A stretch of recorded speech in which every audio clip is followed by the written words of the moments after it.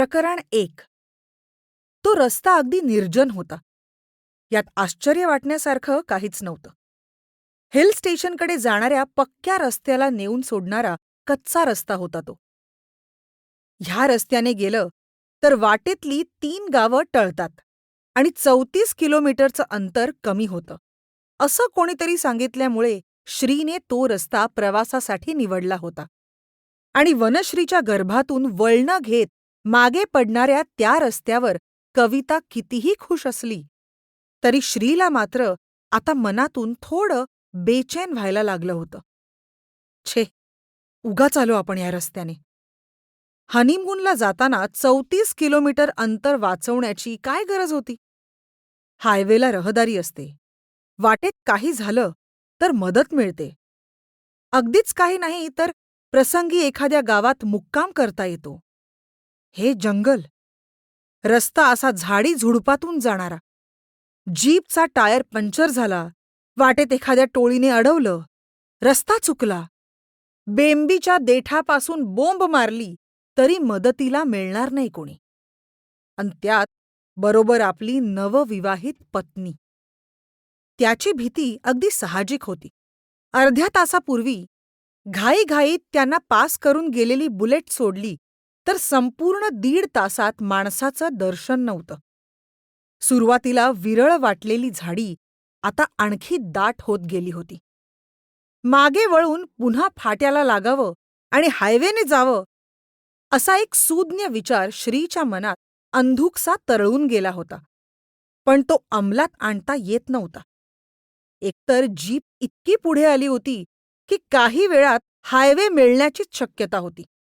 आणि शिवाय कविताचा स्वभावही अजून परिचित झालेला नव्हता. त्यांचा प्रेमविवाह नव्हता. आपण कच खाऊन मागे फिरलो असं लक्षात येऊन तिने मनोमन आपल्याला भित्र ठरवलं तर तेही चांगलं नव्हतं. म्हणून अत्यंत सावधपणे रस्ता न्याहाळत पण तो पुढेच चालला होता. आह! त्याच्या दंडावर आपला गाल घासत ती उद्गारली. मातीचा वास किती मस्त आला. तिच्या त्या उद्गारांनी श्री भानावर आला. वासातलं वेगळेपण त्याला ताबडतोब जाणवलं. मदगंध, ओला, गार. पुढे कुठेतरी पाऊस पडत होता किंवा पडला होता. बापरे, म्हणजे पुढे सगळा चिखलराडा असणार की काय? जीपला तशी काही भीती नव्हती, पण नाही म्हटलं तरी वेग मंदावतो. आत्ताच दुपारचे 4 वाजून गेले होते. त्यांचा वेग आणि अंतराचा हिशेब कागदावरच राहिल्याचं सिद्ध झालं होतं.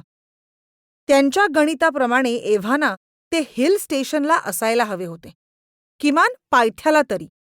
आणि प्रत्यक्षात मात्र डोंगराचं अजून दर्शनही झालेलं नव्हतं. किती वेळ लागतो कुणास ठाऊक. त्यात आता पावसाने गाठण्याची शक्यता.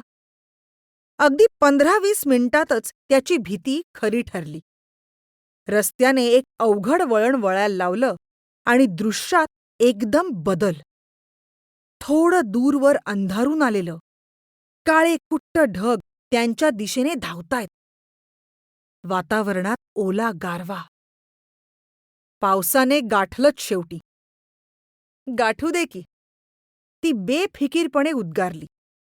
गाठू दे काय? हाल होतील तेव्हा कळेल. होऊ देत की. पावसाच्या आगमनाने ती धुंदावली आहे आणि थट्टेच्या मूडमध्ये आहे हे ओळखून तो निमूटपणे जीप चालवत राहिला. एकमेकांवर तुटून पडण्याच्या ईर्षेनं दोन्ही बाजूंच्या सैनिकांनी वेगानं पळत एकमेकांना गाठावं तसे ढग आणि जीप पळत होती. अवघ्या 10व्या मिनिटाला त्यांची गाठ पडली. पावसाच्या प्रथम शिडकाव्याने कविता शहारली. उत्कटपणे श्रीला बिलगली. श्रीने एकीकडे तिला प्रोत्साहन दिल्यासारखं करत जीपचे हेडलाईट्स लावले. सेकंदभरासाठी समोरचा पाऊस उजळला. पुन्हा सर्वत्र अंधार पसरला. हा, लाईटला काय झालं? श्रीने चकित होत स्वतःलाच प्रश्न विचारला. जीपचा वेग थोडा कमी करून तो हेडलाईटच्या बटनाशी खेळू लागला. हं, असं का व्हावं त्याला कळेना. घरून निघताना त्याने जीप चेक करून घेतली होती. कोणताही प्रॉब्लेम नसल्याची खात्री झाल्यावरच तो प्रवासाला निघाला होता. आणि आता लाईटच अडून बसले होते. त्याने जीप साईडला थांबवली. लक्षात येईल ते करून पाहिलं. जीप बाकी सगळी ओके, लाईट्स मात्र नाहीत. आता कविताच्या स्वरात प्रथमच त्याला काळजीची छटा जाणवली. अर्थातच धीर देण्याची भूमिका त्याला स्वीकारणं भागच होतं. तसं काय, पार्किंग लाईट्सवर आपण हळूहळू पुढे जात राहू शकू. तो म्हणाला खरं, पण त्याच्या म्हणण्यातही कुठे उत्साहाचा लवलेश नव्हता. कसं जाणार? रस्ता शब्दशः अपरिचित. वळणं, खड्डे, काही म्हणता काही माहीत नाही. आसमंत आत्ताच संध्याकाळचे 7 वाजल्यासारखा अंधारून यायला लागलेला. वातावरणात भयाणपणाची निर्मिती करण्यासाठी नुसता पाऊस पुरेसा होणार नाही. म्हणून की काय, सोसाट्याचा वारा आणि झाडापानांची अखंड सळसळ. अशा परिस्थितीत कवितासारख्या तिलोत्तमेला घेऊन अंधारात कुठे भरकटत राहायचं? रस्ता चुकला किंवा काही झालं म्हणजे? बघा, मला तर त्यातलं काही कळत नाही. आपला सारा अवखळपणा गुंडाळून ठेवून कविता धास्तावल्या स्वरात म्हणाली, आपण असं करू कविता, हं? अजून रस्ता दिसतो आहे तोपर्यंत पुढे जात राहू. कदाचित ठार अंधारून येण्यापूर्वी आपण हायवेला लागू सुद्धा. मग काही काळजी नाही. जपून, हं? तिला आपल्या हाताच्या विळख्यात सुरक्षित करीत श्री आश्वासक हसला. त्याने जीप सुरू केली. वाढत्या अंधारातून पाऊस चिरत जीप संथ गतीने पळत राहिली. अर्ध्या तासाचा प्रवास बराच सुरळीत झाला आणि ब्रेक्स दाबून अचानक जीप उभी करीत श्रीने ड्रायव्हिंग व्हीलवरच डोकं टेकवलं. काय रे, काय झालं श्री? समोर बघ. तिने अगदी डोळे फाडून पाहिलं. तेव्हाच तिच्या लक्षात आलं, जीप आणखी 4-5 फूट पुढे गेली असती तर अपघात अटळ होता. अगदी थोडक्यात वाचले होते ते. इतकी काळजी घेऊनही जीपने कच्ची सडक सोडली होती आणि ती अंधारात बेमालूमपणे लपलेल्या एका प्रचंड वृक्षाच्या दिशेने धडक मारायला निघाली होती. माय गॉड! अगदी थोडक्यात वाचलो आपण कविता. क्षणभर मला तर वाटलं. त्याचा आवाजही थरथरत होता आणि हातापायातलं त्राण गेल्यासारखा त्यांनाही सूक्ष्म कंप होता. जीप रिव्हर्स घेऊन पुन्हा रस्त्याला लागता येणार नाही? प्राप्त परिस्थितीतून मार्ग सुचवण्याच्या उद्देशानं तिने विचारलं. येईल ना, पण रिव्हर्स मारल्यावर कोणत्या दिशेकडे तोंड केलं असता योग्य मार्ग सापडेल ते सांगणं कठीण आहे. म्हणजे? या अंधारामुळे दिशा समजून येत नाहीयेत कविता. तो गांगरल्यासारखा इकडे तिकडे पाहत म्हणाला. सगळीकडे पाऊस आणि अंधार. कोणत्याही दिशेला स्वतःची अशी आयडेंटिटीच नाही. मग आता रे? त्याच्या दंडावरची पकड अधिक घट्ट करत तिने विचारलं. निदान पाऊस थांबेपर्यंत तरी आपण काही करू शकत नाही. बोलणं संपल्यासारखी ती त्याला चिपकून बसून राहिली. तो त्याच्या परीने विचार करत राहिला. तासभर तरी ते त्याच अवस्थेत होते. नंतर त्याच्या लक्षात आलं, काहीही करून आपण जीप इथून हलवायलाच हवी होती. त्यांची जीप ज्या भागात उभी होती तो बहुतेक उताराचा भाग असावा. वरच्या अंगानं वाहणारं पावसाचं पाणी लोंढ्याच्या गतीनं त्या भागात उतरत होतं. पुढे कशाला तरी अडल्याने ते साचू लागलं होतं. कविताला 1 मिनिट थांबायला सांगून तो खाली उतरला. नडगीपर्यंतचे त्याचे पाय पाण्यात बुडाले. कविता, आपलं चुकलं. आपण जीप चुकीच्या जागी उभी केली. का रे? इथे आत्ताच नडगीपर्यंत पाणी साचलंय. तास 2 तास पाऊस असाच कोसळत राहिला तर पाणी जीपमध्ये शिरेल. बाई गं, कोणत्या मुहूर्तावर आपण प्रवासाला निघालो. थांब, आपण जीप मागे घेऊच, तो आत बसत म्हणाला. इग्निशन स्टार्ट करताना त्याला भीती वाटत होती. नाही सुरू झाली तर? पण स्टार्ट तर लगेच झाली. रिव्हर्स टाकून त्याने जीप अंधारातच मागे रेटायला सुरुवात केली. दिसत काहीच नव्हतं, पण कविताही मागे पाहत होती. थोड्या प्रयत्नानं टायर्स पाण्याबाहेर आले आणि जीप रस्त्यावर आली. त्यांनी सुटकेचे निश्वास सोडले. पुन्हा एक प्रयत्न म्हणून श्रीने हेडलाईट्स ऑन करून पाहिले.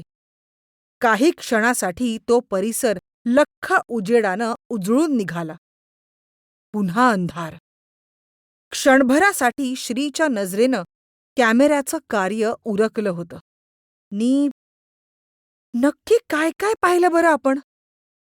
ओला कच्चा रस्ता, निथळणारी झाडी, पावसाच्या अखंड धारा आणि बुलेट. त्याला ते निश्चित आठवेना. पण कविता, 5 मिनिटं इथे एकटी थांबतेस का? आणि तू? मी जरा शोध घेतो. घाबरू नकोस. जीपपासून मी फार तर 100-150 फुटातच कुठेतरी असेन. पण कशाला जातोस? मघाशी आपल्याला पास करून गेलेली बुलेट आठवते तुला? हां, ती मी आत्ता पाहिली. आणि ते जोडपं? नाही, बुलेट नुसतीच उभी होती. याचाच अर्थ त्यांना आसपास कुठेतरी आसरा मिळाला असावा. प्लीज, फार लांब जाऊ नकोस आणि लवकर ये. मला भीती वाटतेय. आलोच. तू हे बटण दाबून हेडलाईट्स लागतात का बघ तोपर्यंत. तिला ते लावता येणार नाहीत हे त्यालाही माहीत होतं. पण उगाच घाबरत बसण्यापेक्षा आपोआपच ती त्या कामात तरी गुंतून जाणार होती. काही वाटलंच तर हाक दे वगैरे धीराच्या सूचना करून तो बाहेर आला आणि ज्या दिशेला ती बुलेट पाहिल्यासारखी वाटत होती त्या दिशेनं पुढे सरकू लागला. येस, बुलेट होती. ती जिथे स्टँडला लावली होती तिथेच झाडीत लपलेलं एक वळण होतं. एक अरुंद वाट चढत अदृश्य झाली होती. त्याने उगाचच बुलेट चाचपली. इकडे तिकडे पाहिलं आणि कोणी आहे का असं जोरात ओरडून विचारत तो 4 पावलं हिंडत राहिला. खणकन त्याचं डोकं कशावर तरी आपटलं. झिणझिण्या पार मेंदूपर्यंत गेल्या आणि पोकळ धातूच्या कंपनांचा आवाज. त्याने चाचपडून पाहिलं. इथे दिवे तर नाहीत. मग या जंगलात हा एकच खांब कोणी पुरून ठेवला असेल? त्याने जरा हलवताच खांब थरथरला. खांबाव्यतिरिक्त आणखी कसला तरी खळखळ आवाज. 2-3दा तो प्रकार करून पाहिल्यावर त्याच्या डोक्यात लख्ख प्रकाश पडला. त्या खांबावर कसली तरी पाटी लावलेली होती. कसली? कोणाच्या तरी इस्टेटीची हद्द दाखवणारी? एखाद्या वस्तीची दिशा दाखवणारी? तो तरारला. पुन्हा जीपच्या दिशेनं निघाला. बरंच पुढे येताच त्याने हाक दिली. कविता! त्याच्या हाकेला प्रत्युत्तर यायलाच हवं होतं. आलं नाही. झोप लागली की काय हिला? चुकत माकत तो कसाबसा जीपपर्यंत पोहोचला. कविता! ए कविता! हे काय गौडबंगाल आहे? पुढचा भाग रिकामा. मागे झोपली असेल बहुतेक. आत शिरून त्या मागच्या भागात नजर टाकली आणि भीतीची एक लाट त्याच्या शरीरभर सरसरली. पाठीच्या कण्यातून पार मेंदूपर्यंत गेली. मागच्या भागातलं सामान आणि कविता सारं काही गायब होतं. जीप एकटीच बेवारशी उभी होती. इग्निशनच्या किल्ल्यांचा बंच खुळखुळ आवाज करत वातावरणातली गूढता आणखी गडद करत होता. अजय शर्मा दुपारी 12च्या सुमाराला बुलेटला किक मारून प्रवासाला निघाला तेव्हा एकूण यशाबद्दल त्याच्या मनात यत्किंचितही शंका नव्हती. कारणच काय? 2 तासांपूर्वीच त्याने ट्रंक कॉल लावून हिल स्टेशनच्या आपल्या कॉन्टॅक्टशी सविस्तर बोलणी केली होती. त्याने अजयला सांगितलं होतं, आपलं टेंडर पास झालं आहे. हॉटेल सनबीमचे मालक धीरूभाई शहा अजय शर्माशी एकदा पर्सनली बोलू इच्छित होते आणि ती बोलणी होताच ते सनबीम 5 वर्षांच्या करारानं त्याच्या स्वाधीन करणार होते. बुलेट असताना त्यात काय अवघड होते? 12ला निघाला तर मधल्या शॉर्टकटनं तो संध्याकाळी 5 पर्यंत हिल स्टेशनला टच होणार होता. शहासाहेबांशी बोलणी करून करारावर सह्या झाल्या की संपलं. रात्री 12 वाजता तिथून निघालं तरी पहाटे 5ला परत गावी हजर. सकाळी 9ला ऑफिसात बसलेला. दुपारी 12ला तो निघाला. 60च्या स्पीडनं आरामात दुपारी 2 वाजता फाट्यापाशी असलेल्या बाभुळगावला पोहोचला. एकदा बाभुळगाव सोडलं की हिल स्टेशनच्या पायथ्याशी असलेल्या अंकणी गावापर्यंत त्याचा हायवेशी संबंध येणार नव्हता. हायवे सोडून फाट्याला वळलं की अंकणीपर्यंत सगळं जंगल होतं. मध्ये कुठे हॉल्ट घेता येणार नव्हता. असा सगळा विचार करून तो हायवेवरच्या एका हॉटेलपाशी थांबला. एक बिअर मारावी, विल्स लाईटची 2-3 पाकिटं घ्यावीत, थोडं पेट्रोल भरून घ्यावं आणि हवा चेक करावी. गाडी ओके करून तो हॉटेलमध्ये शिरला आणि प्रथम दर्शनीच त्याला हॉटेलच्या दृश्यात काहीतरी विसंगती जाणवली. काय बरं? हायवेवर गावापासली असतात तसंच हे हॉटेल सामान्य दर्जाचं होतं. अर्थात आसपासच्या इतर टपऱ्यांहून श्रेष्ठ इतकंच. इथे ऑमलेट पाव, बिर्याणी इत्यादी नॉनव्हेज पदार्थांबरोबरच बटाटे वडा, सॅम्पल मिसळ, फरसाण असाही मेन्यू अवेलेबल होता. कोल्ड्रिंक्ससाठी थम्सअपचं एक खोकं होतं. त्या खोक्यात लेमन, सोडा, रिमझिम वगैरेंच्या सोबतीनं बिअरच्याही काही बाटल्या बर्फाच्या खड्यांमध्ये गिराईकाची वाट पाहत होत्या. या साऱ्या वातावरणाशी विसंगत असं काय जाणवलं आपल्याला? ती तरुणी. लक्षात येताच तो चमकला, चकित झाला. तरुणी अंदाजे 20-22 वर्षांची होती. दिसायला सुंदरच होती. विशेषतः वाऱ्यावर भुरभुरणारे तिचे सोनेरी केस लांबूनही त्याचं लक्ष वेधून घेत होते. जीनची निळी पॅन्ट आणि आडव्या zebra डिझाईनचा golden yellow T shirt असा तिचा वेश होता. ती आरामात थम्सअप सिप करत बसली होती. या राहणीचीच काय, याच्या आसपास राहणी येईल अशी देखील पोरगी बाभूळ गावात सापडणं शक्य नव्हतं. इथे ही काय करते आहे? मुळात ही इथे आलीच कशी? हायवेने पुढच्या कुठल्या मोठ्या गावात जायचं असेल तर बेलवललाच हिला डिरेक्ट एसटी मिळाली असती. बाभुळगाव हे काही मोक्याचं ठिकाण नाही, जिथे एसटी बदलता येईल. इथे साधी एसटी थांबवण्याची मारामार. मरू दे, आपल्याला काय घेणं देणं. अजय एका बाकड्यावर बसला. हातातलं हेल्मेट त्याने टेबलावरच ठेवलं. पोऱ्याला त्यातल्या त्यात थंडगार बिअर आणण्याची ऑर्डर देऊन तो विल्स लाईट शिलगावून कश मारू लागला. पुन्हा त्याचं त्या तरुणीकडे लक्ष गेलं. तेव्हा ती त्याच्या हेल्मेटकडे टक लावून पाहत होती. मधूनच तिच्या चेहऱ्यावर गहन विचारात पडल्यासारखे भाव येत होते. काही कारण नसताना अजयने खवचटपणा करून दृष्ट लागू नये म्हणून खेडेगावच्या बाया गुटगुटीत पोराला लावतात तसं हेल्मेट आपल्या पलीकडे लपवलं. तिने त्याच्याकडे पाहिलं. क्षणभर तिचे टप्पोरे